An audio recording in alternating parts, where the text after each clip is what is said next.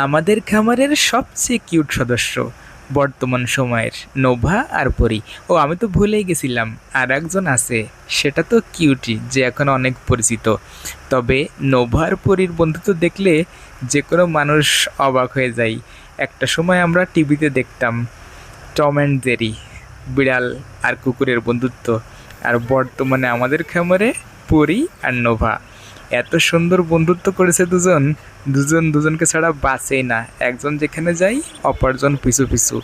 আর এই দৃশ্যটা উপভোগ করতে আমাদের বাড়িতে এখন অনেক লোক আসে, যে এটা কীভাবে সম্ভব, একটা বিড়াল আর একটা হাঁসের বাচ্চারও বন্ধুত্ব হয়। আর এই দৃশ্যটা আমরাও খুব উপভোগ করি।